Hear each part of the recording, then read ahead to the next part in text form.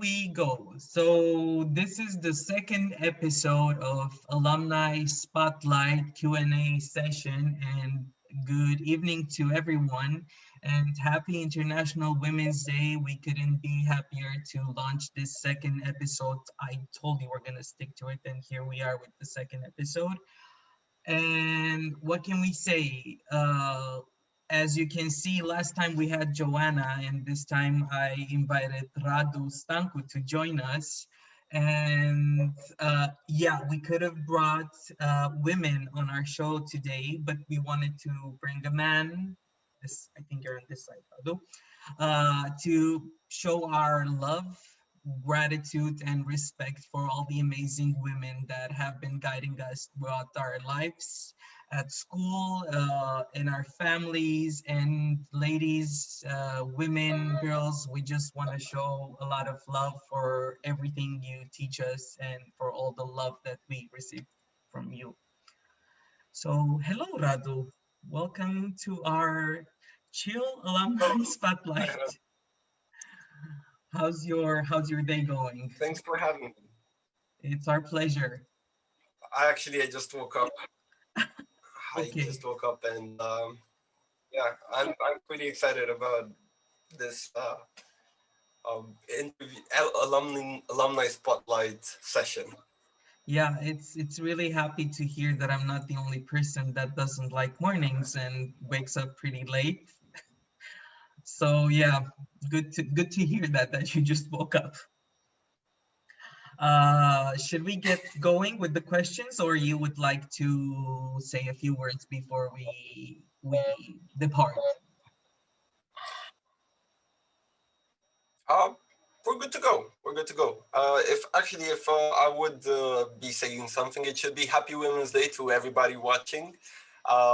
Thanks for watching, and I hope we keep you entertained and bring some value with our discussions. Okay.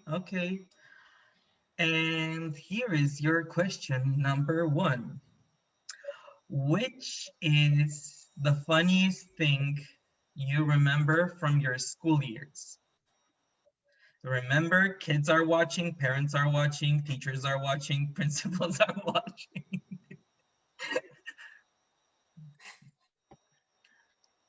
No pressure. No pressure. The funniest thing? The funniest thing. Wow.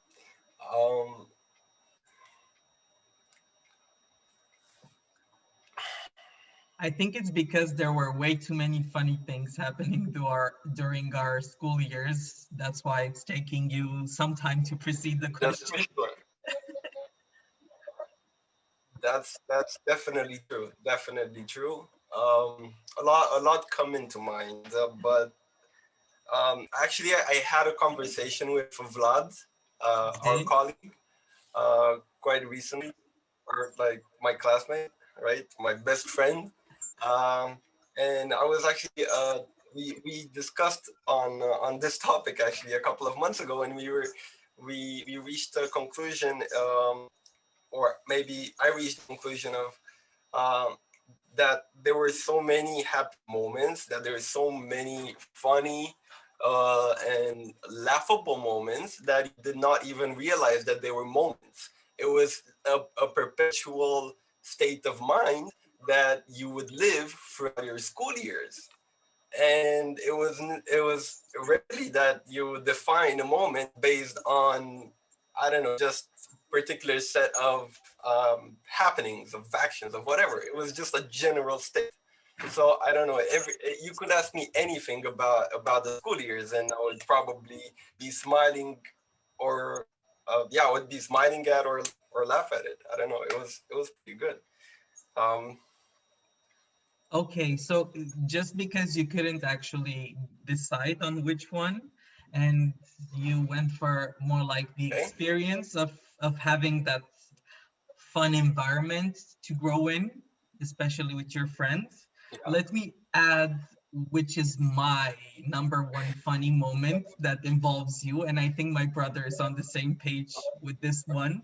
because we were just talking about this Okay. yesterday that this interview will take place, and it's fifth grade when we just, I think it was like the second or third week since we since the moment that we moved to Mark Twain, and it was our Aikido class, and like we barely managed to go through that class without being kicked out because we were laughing so hard.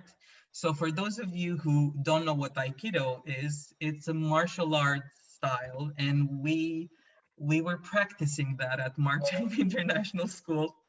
And Radu actually had, like, when we moved there, you were experienced, like your belts weren't basic. You had some, you went through a journey, so you had the I don't know if it was accepted, but to give the The upper hand.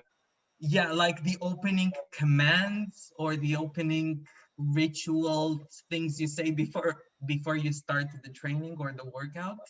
And I remember that for us, my brother and I, it Yeah. was really weird that everybody was like super serious, and you would put your hand like this and stay in a lotus position. And we were like, it's fifth grade, what's happening over here? And then you started saying the beginning commands, and you were like, Radu, like you look mature now, but Radu, when I was in fifth grade, I think you were a third grader, and he had chubby cheeks and he had freckles and curlish hair, and he was like, "Mokusoya sime, sensei nire," and I looked at my brother and he looked at me, and I swear to God, we could barely stop laughing. It was so embarrassing for us. Everyone else was like really aware of what's gonna happen, but we were all supposed to stay serious and like act super serious. And then you started a super cheeky kid and like mokusoya fime, and we were dead. Like we laughed at least for a week because of that moment. Okay. Yeah, so that was Yeah. technically my Yeah. most okay. So that was technically I remember I had problems, and I still am. I'm not perfect at it, but I definitely had more trouble while I was younger to pronounce the letter S. So when I had to say mokusei asime or sensei nirei, it was definitely a challenge. Maybe I didn't realize it was a challenge. I was pretty confident in my Aikido training, but yeah, I remember that. Yeah. I mean, definitely it wasn't a bad thing. I mean, it added an extra charm to the whole situation.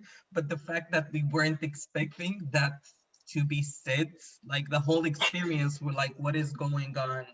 Who's sensei? Who's nirei? Who's mokusoi? Whose relative is like everything seemed, because we were coming from public school, so everything seemed foreign for us and new. So the fact that you started and you were Yeah. super serious New over there, yeah, it was really funny. So yeah. thank you for that memory. And it's really funny that I'm glad. I'm glad. the second question that I'm gonna mention you already spoiled the whole situation, was bromances.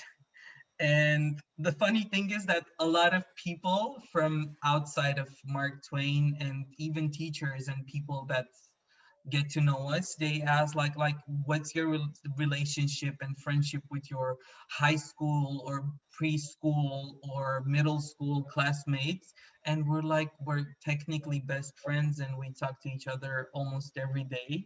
So the following question is, what's your friendship with your ex Mark Twain International School colleagues? Like, how is that going? How are you catching up? Like, what's the status?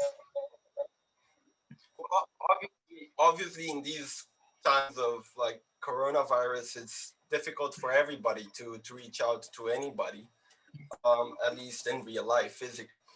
But actually, I've never seen I've never looked at my classmates as my classmates in the general in the exact definition of the word, but rather as friends.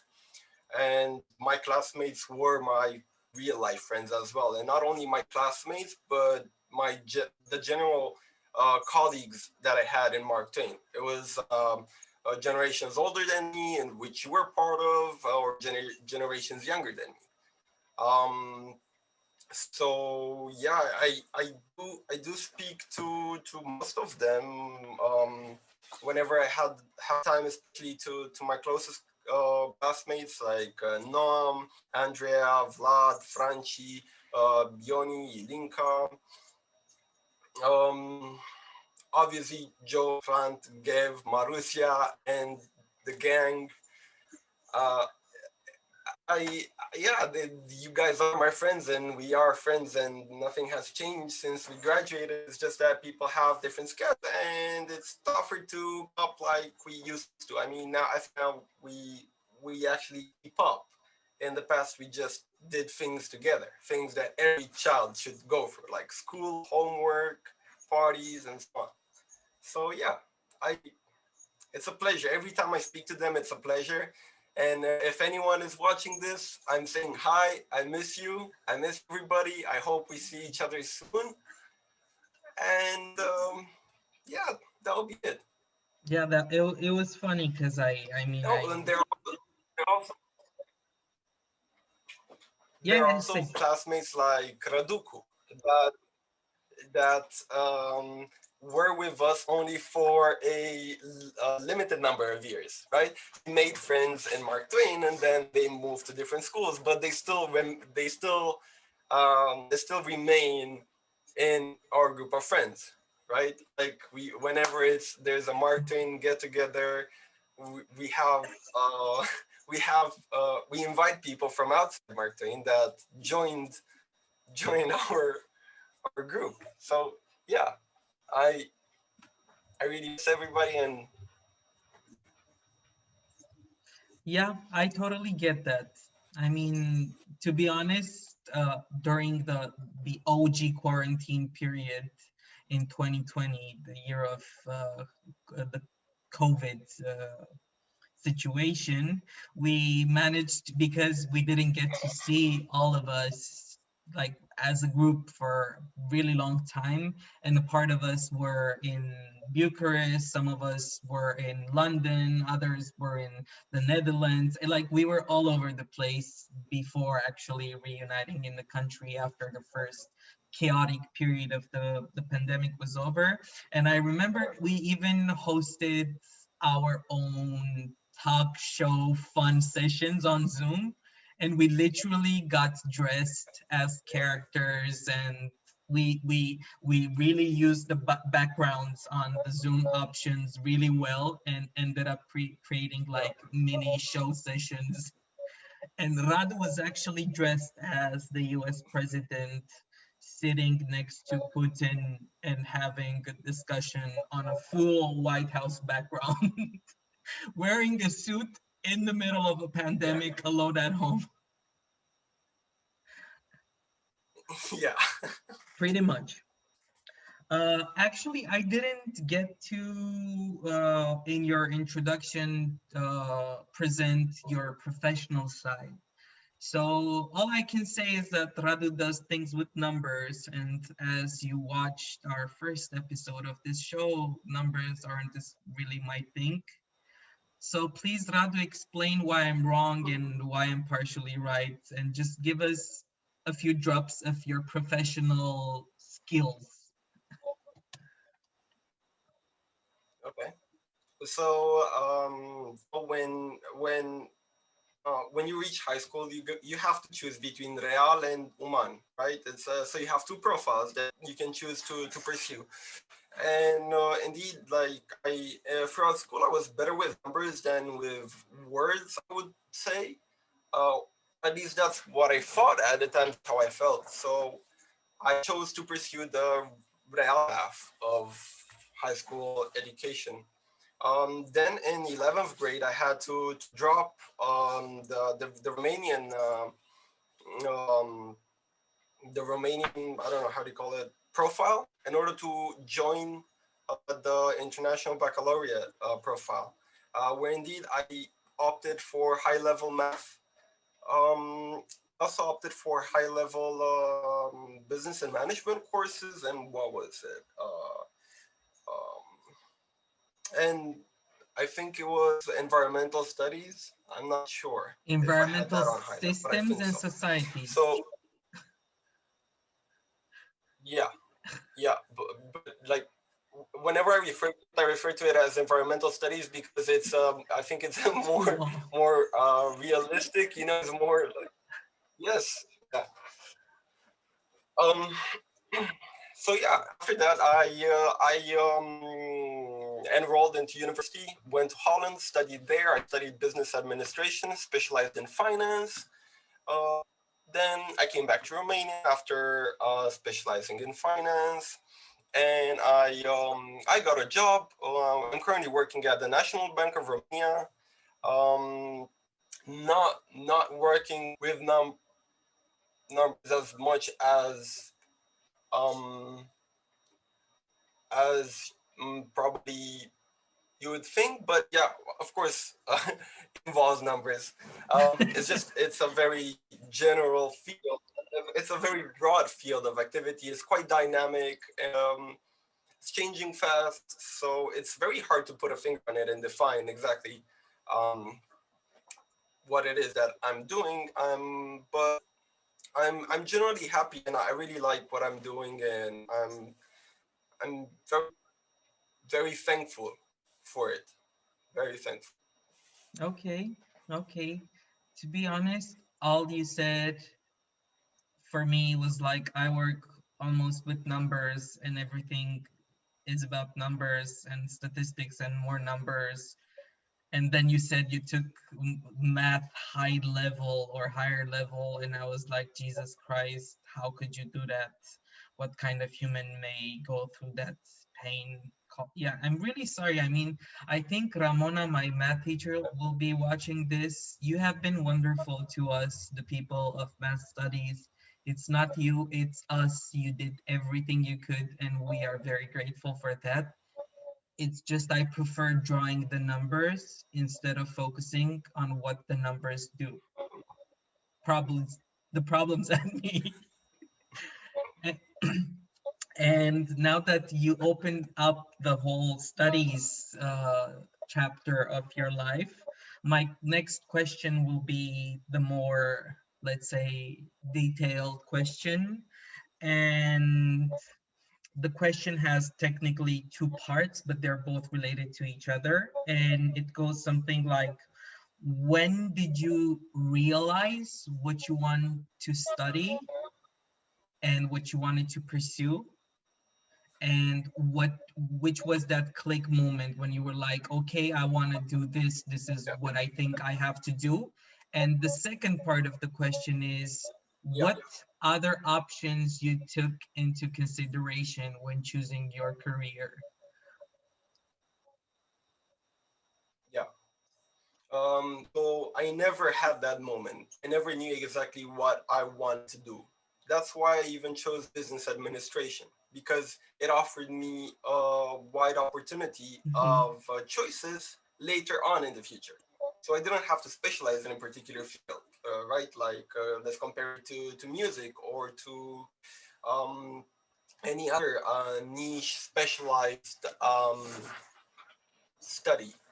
Obviously, you have the business industry, which is a niche of prof- professionals in itself. But for me, business administration, especially with finance specialization, offered me just the right pool to swim in with the tools that I knew I had, which was Mhm. math, English, and so on. So it would fit perfectly with my background and also with my um, lacking um, lacking yeah foresight, professional foresight. that I did not have that. I didn't foresee exactly where I want to reach. I think I had a lot of plans. I had a lot of ideas. Um, Definitely, like actually, working at the central bank was one of them. I was thinking about that it would be a nice thing when I was 14, but in the same way I was thinking about this, I was thinking about 100 other things I would do as well that would fit me. So I was always constantly, and I think I still am, like you tend to gravitate towards the subjects that catch your interest. So that's what I did. I picked one and I went for it without a clear destination. Okay. Okay, I see that. And now going back to the second part of my question, which would have been like a super wild, like we all have, let's say we daydream about things we did, and then you were like, yeah, but what would it have been if I went for like something super wild and unexpected which you enjoyed? Is there any such option that you daydream about? Um, not anymore. Not yeah, not anymore because uh, I think I'm realizing that it's definitely what you do. It's important, definitely, and you should like what you're doing. Mhm. But I think sometimes I think sometimes we think too much of in terms of like, well, if you don't like it, then just give up. It's not really like that. It's like you get to grow into the process. You get to like it by doing it, by experiencing your professional activities. So with the more work I put into whatever it is that I'm doing, not only just the professional side of the more I realize how much work other people put into other things that I thought I could be good at, or I just enjoy looking at. Let's take cinema as an example, or arts, because I know you're really good in arts, right? So I do have I do like arts generally. I like drawing. I like a lot of things which involve arts, from like sculptures to drawing to painting to digital work to um, design to website design to home design architecture, all of those things. You know, they sound appealing because it's like a visual, it's a nice visual um, piece of expression of work. Yeah, yeah. And the more you work to any other field which is not directly related to those fields that you might be thinking about, even if you're not in working in those fields, the more you realize how much work other people put in their craft in order to reach that satisfying level. And then you realize, well, you know, I mean, it's still work. It's just it's also work. So Yeah. why don't I stick to my work and try to do the best that I can in my field, and then enjoy what other people put their work into? You know, like enjoy their result and try to make sure that my result is as satisfying as for them as it is for me to look at their craft. Mm-hmm. So that's generally how I feel right now about things. So that's why I don't focus so much on me as a person working in different areas, um, but rather see it as um, as a general uh, effort that people make, we all make, in order to reach a satisfying level in our activities in general. Mm-hmm. Mm-hmm. Yeah, I totally feel that. And I mean, obviously, I knew why I was targeting that precise question, because we have at one point been sharing Photoshop editing Yeah, skills and show off moment. So I was like, Radu, I want you to pull out that precise thing you wanted to maybe do. And I was like, say it. You wanted to do something creative too. And it's really funny because uh, a lot of people that, for example, I mean, based on my experience with my friends, there are a lot of people that go through very precise works of field, and their other like small side is always something creative that wants to run away from that pattern system. Because, for example, I think working in your area of expertise is there are always rules that you have to stick to, and it's a very precise science-ish thing. Whereas where I come from, it's a total chaos, and you have to know how to tame that chaos to yeah, extract what's beautiful out of that chaotic process. yeah. Okay. For sure, for sure. Every craft has its challenges, but um, indeed, it's a very tricky habit uh, that one might experience. You know, whenever you're disappointed or maybe just generally lazy with doing something, and Mm-hmm. we have this what we call procrastination, right? So let's not even go as far as thinking about careers, but let's create an analogy by taking just a general task like a school assignment, right? So whenever you procrastinate, Yes. you leave your school assignment on the side, right? And then you focus on whatever it is that you want to do. Play computer games, um, make clean your room, cook some food, or whatever it is. And I noticed that all these, what they have in common, they're generally more artsy, creative processes. So we got this creative freedom or just general freedom of expression, and push aside the assignment, the practical assignment, which we know exactly how we must conclude. So I think that's exactly what happens with professional choices as well. You know, you make a choice. You know, you have to you got to finish it. You have to go through the whole process. There's no way of like swimming around it, like Mm-hmm. cheated. No, you have to go through the full process and achieve your end result.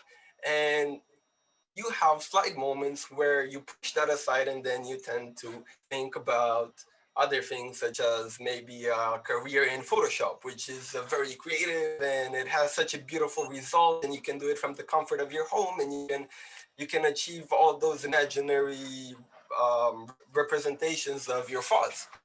But what in those moments, what you tend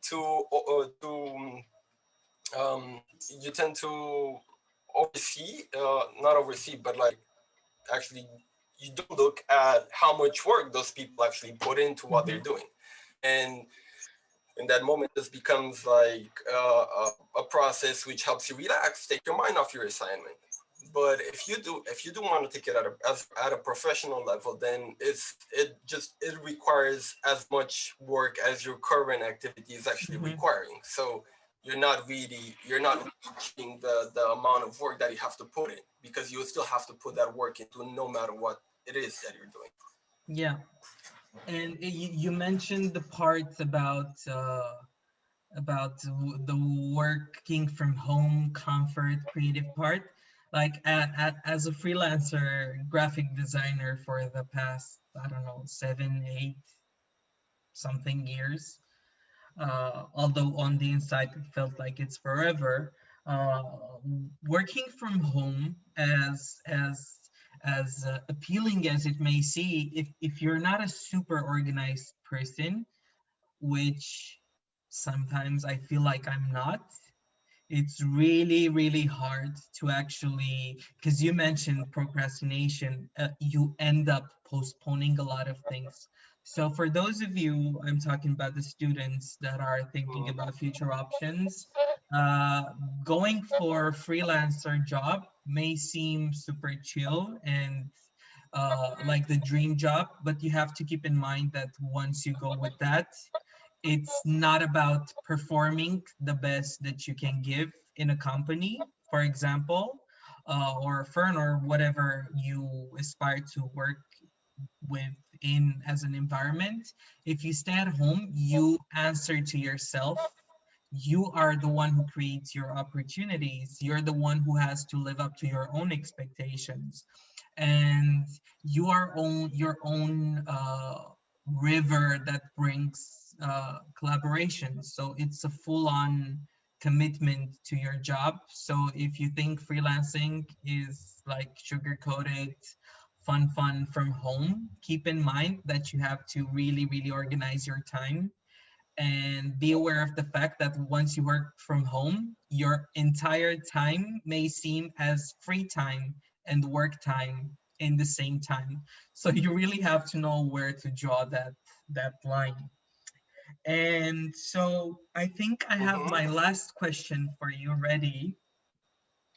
And before we go on to concluding to our last words of this awesome session, I couldn't have uh, not taken advantage of this wonderful day we call International Women's Day. And my question is, can you name one female character from your real life, from fictional life, books, movies, arts, anything you can think of that inspired you to be the man that you are now as you were growing?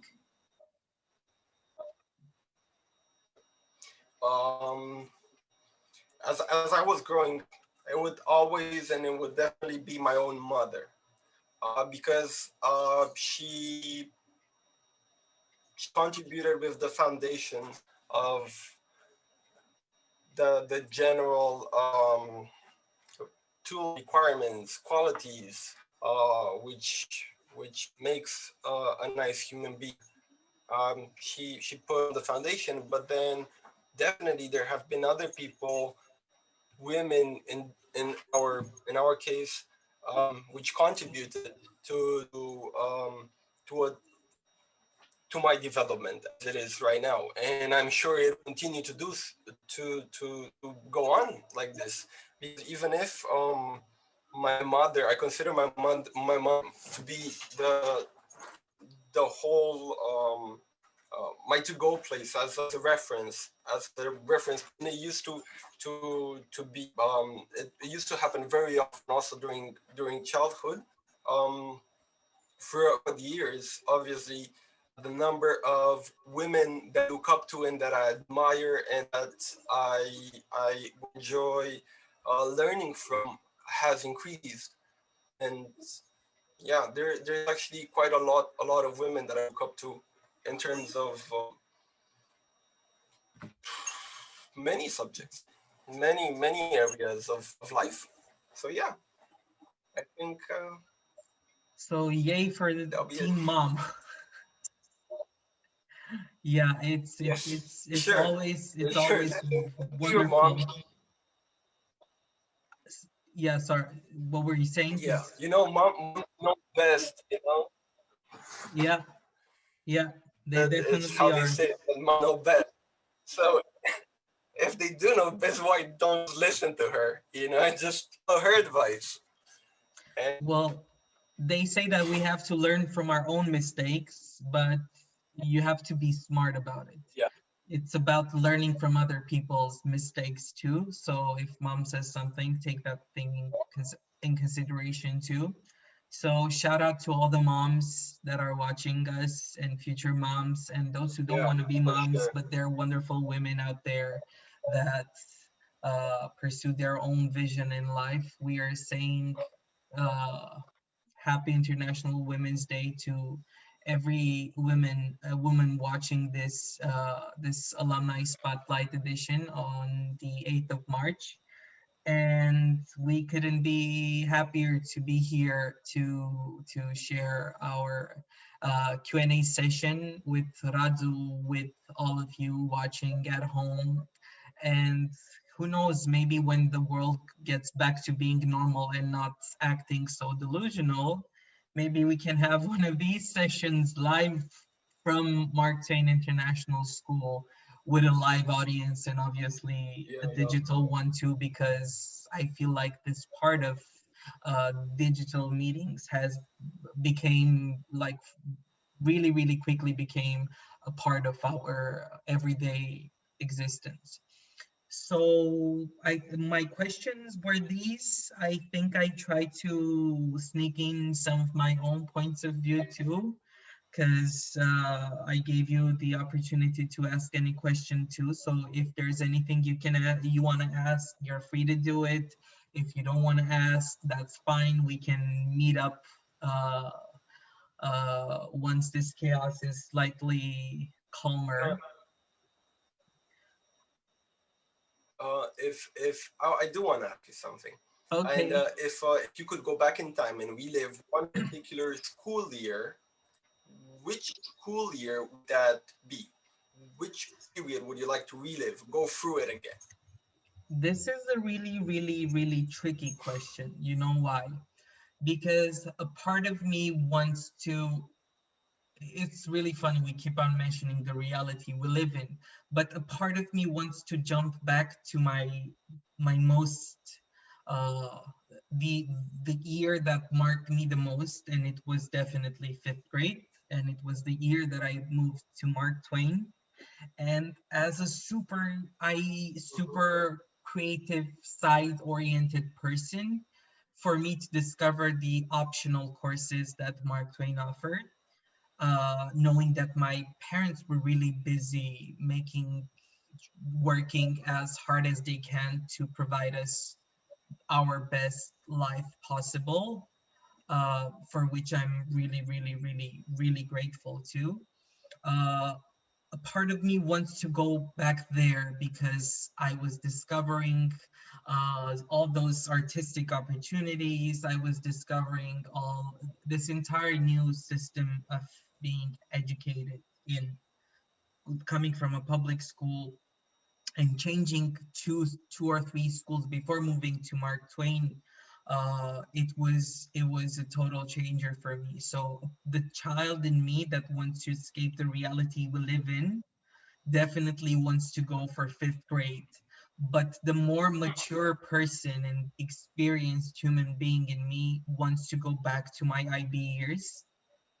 And that's because I feel like once I Okay. finished and I got to university, because last time I was mentioning that when I enrolled to university, it was really hard for me to catch up with my grades as a professional in my area of work, because I was preparing for music and theater arts. Visual arts were just, I opted for visual arts just because it gave me uh, I just enjoyed it. That was the only reason why I chose visual arts. I wasn't pursuing any career in that area of it, like in that field of work.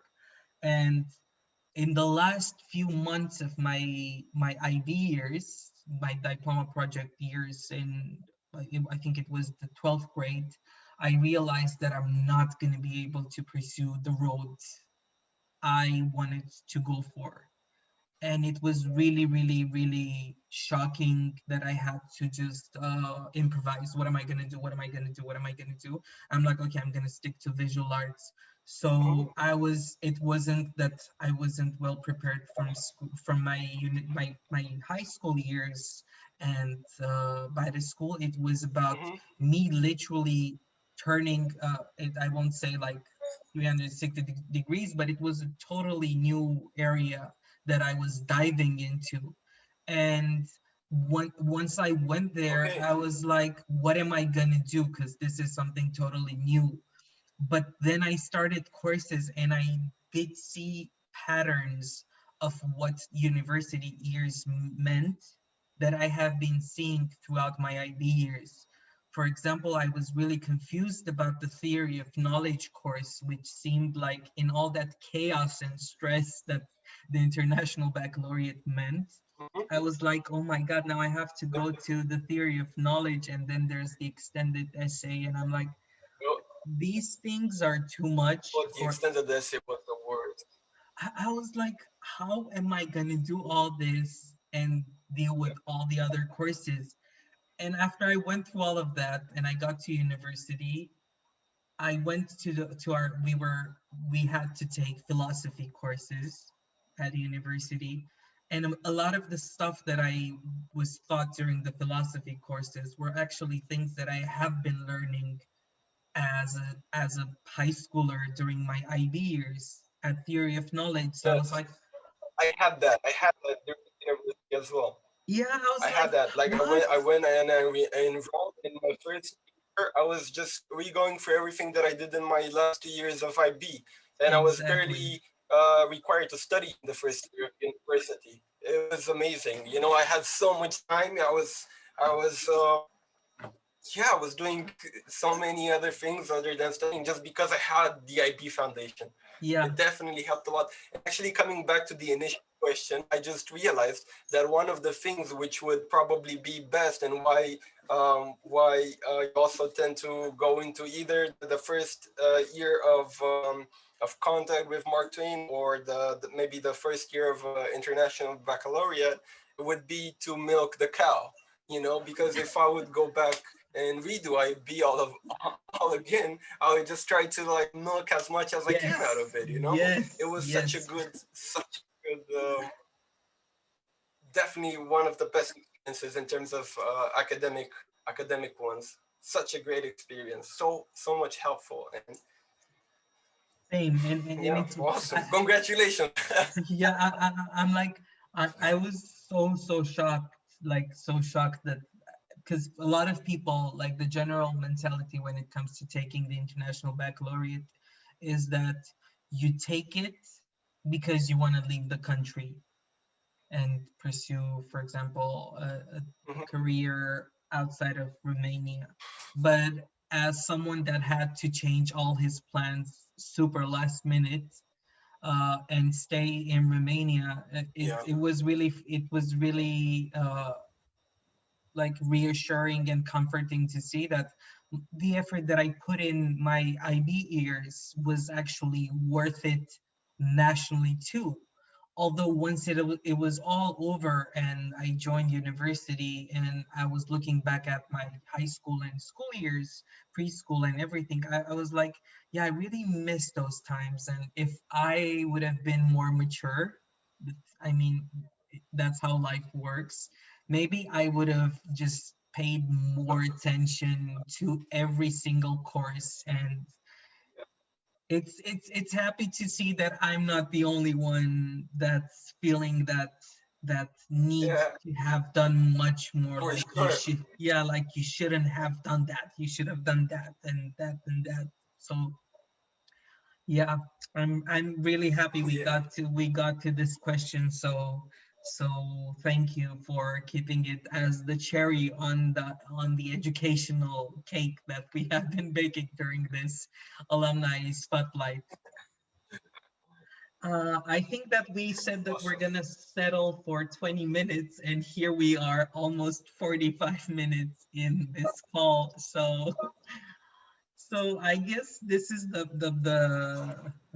right moment to say hello to our friends, teachers, Goodbye. followers, and yeah, pretty much goodbye. And it was really a pleasure to have you, Radu, and so grateful that you took some of your free time Pleasure is to. all mine, really. I think thank you for your invitation. I was a little bit overwhelmed to be invited here, but also very grateful and thankful for the invitation. It was our pleasure, and we're really happy that you got to share because this show isn't about only like putting a spotlight on us as human, as ex people that like alumni, literally. It's more about putting a spotlight on our experiences that can help future students and future graduates and future alumni of Mark Twain International School. So thank you again for joining. Thank you everyone for taking your time to watch another edition of the Alumni Spotlight. Make sure to go on YouTube, like this video and share it. And if you know someone that's at Mark Twain or not at Mark Twain that might find these information helpful, please make sure to share the video with the people you care about. So thank you again, Radu, for joining, and we will meet each other online next week, dear followers. So have a great day and see you soon. You too. Thank you. Have a great day, everybody. Happy 8th of March. Happy day on Women's Day. Thank you for listening to us, and I wish you all the best. Bye Bye. bye.